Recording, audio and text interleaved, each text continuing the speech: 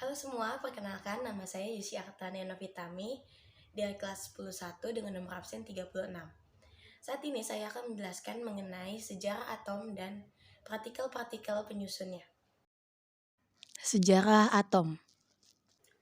Atom sendiri adalah unit terkecil pembentuk materi yang memberikan sifat kimia pada suatu unsur.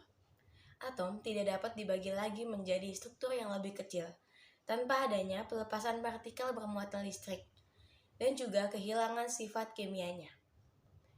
Perkembangan atom sendiri dimulai sejak zaman Yunani kuno, sekitar 460 hingga 370 tahun sebelum Masehi.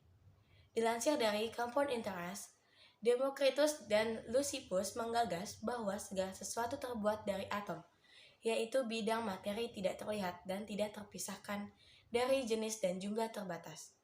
Artinya, semua benda tersebut dari atom, namun setiap jenis benda memiliki bentuk atom yang bervariasi. Perkembangan atom mulai terciptakan saat John Dalton mengemukakan teori atomnya pada tahun 1803. Menurut Dalton, semua materi tersusun dari atom yang tidak dapat dibagi lagi menjadi komponen yang lebih kecil.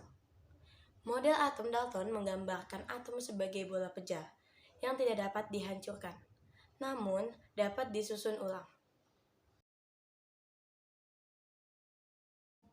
Sejarah perkembangan atom terus berlanjut, hingga subpartikel atom berupa elektron ditemukan pada tahun 1904 oleh J.J. Thomson mengemukakan model atom pudding plum.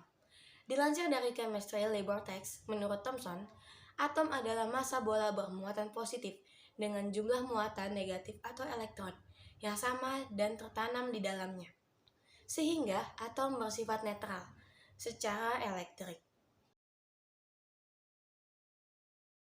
Tidak lama kemudian, proton ditemukan dan Ernest Rutherford mengemukakan teori atomnya pada tahun 1911. Dilansir dari Lumen Learning, menurut Rutherford, muatan positif atau proton terkonsentrasi di ruang kecil pada bagian tengah atom. Ruang kecil tersebut dinamakan sebagai nukleus atau inti atom, di mana sebagian besar massa atom terkonsentrasi.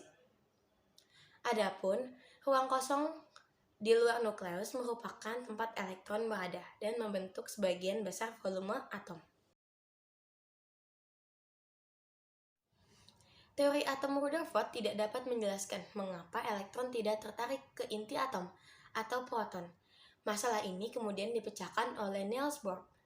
Pada tahun 1913, menurut Bohr, elektron mengorbit nukleus atau inti atom dalam keadaan stasioner di mana energinya tetap atau stabil dan tidak berkurang. Adapun elektron dapat berpindah sehingga menghasilkan perubahan energi. Model atom kemudian disempurnakan oleh Erwin Schrödinger. Melalui teori atom mekanika kuantum pada tahun 1926, tidak seperti Bohr yang menggambarkan elektron dalam suatu orbit yang jelas. Schrödinger menggunakan prinsip ketidakpastian Hertzsprung dan dualisme gelombang dan partikel, di mana elektron diperkirakan berada dalam awan elektron yang mengelilingi nukleus. Posisi atom tidak dapat dijelaskan secara pasti, namun dapat diperkirakan berada dalam orbital dan ditingkatkan energi tertentu. Dalam teori atom mekanika kuantum, sifat intrinsik atom juga dijelaskan. Partikel penyusun atom. Atom merupakan partikel terkecil dari suatu unsur yang mengambil bagian dalam reaksi kimia. Dalam sebuah atom, terdiri dari berbagai partikel dasar penyusunnya. Di antaranya ada proton, elektron, dan neutron. Eugene Goldstein pada tahun 1886 melakukan percobaan dengan menggunakan tabung sinar katode dan menemukan partikel jenis baru dari atom yang disebut sinar terusan atau sinar positif atau sinar anode. Hasil percobaan menunjukkan sinar katode merupakan radiasi partikel yang bermuatan positif, di mana sinar anode bergantung pada jenis gas dalam tabung. Dalam eksperimennya tersebut, Goldstein menemukan 3 sifat proton, yaitu pertama, Proton ditemukan ketika hidrogen digunakan di dalam tabung lucutan. Dalam hal hidrogen, E per M adalah maksimum dan E sama dengan 1,622 kali 10 sampai 19 Celcius dan M sama dengan 1,67 kali 10 sampai 27 kg. Proton menanggung muatan positif 1 unit dan 18,37 kali lebih berat daripada elektron.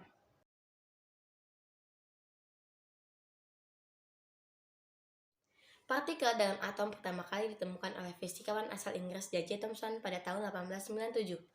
Penemuan elektron berkaitan dengan percobaan-percobaan tentang hantaran listrik melalui tabung hampa, di mana ia melakukan percobaan dengan sinar katode. Eksperimen dilakukan Thomson dengan mengamati dua plat elektrode dalam tabung vakum, di mana ketika kedua plat elektrod tersebut dihubungkan dengan sumber tegangan tinggi dari elektrod negatif atau katode menjalar sinar menuju ke elektrod positif atau anode, maka sinar yang keluar dari katode disebut sinar katode dan tabung vakum disebut tabung sinar katode. Dari eksperimen ini diperoleh kesimpulan bahwa elektron adalah komponen dasar dari semua atom, di mana sinar katode yang dibelokkan oleh muatan listrik ke arah kutub positif merupakan partikel yang bermuatan listrik negatif. Elektron atau sinar katode mengalami defleksi ketika medan listrik dan medan magnet diterapkan, dan J.J. Thomson menggunakan sifat ini untuk menghitung rasio muatan per massa untuk sebuah elektron. Kendati demikian, pada tahun 1909, R.E. Millikan merancang metode yang dikenal sebagai percobaan tetes minyak untuk menentukan muatan pada elektron. Ia menemukan bahwa muatan pada elektron adalah 1,6 kali 10 sampai 19 Celcius. Massa elektron atau Me ditentukan dengan menggabungkan hasil ini dengan nilai Thomson dari rasio E per Me. Pada tahun 1920, Rutherford mengajukan hipotesis bahwa dalam inti atom harus ada partikel tidak bermuatan yang masanya hampir menyerupai massa proton. Hipotesis Rutherford berhasil dibuktikan oleh James Chadwick dengan eksperimen yang dilakukannya, yaitu dengan menembaki atom berilium dengan sinar alfa. Hasil penembakan tersebut terdeteksi partikel tidak bermuatan yang memiliki massa yang hampir sama dengan proton. Lalu, oleh karena bersifat netral, partikel tersebut dinamakan neutron dan tergolong partikel dasar karena semua atom mengandung partikel tersebut kecuali isotop hidrogen. Terima kasih atas perhatiannya. See you next time.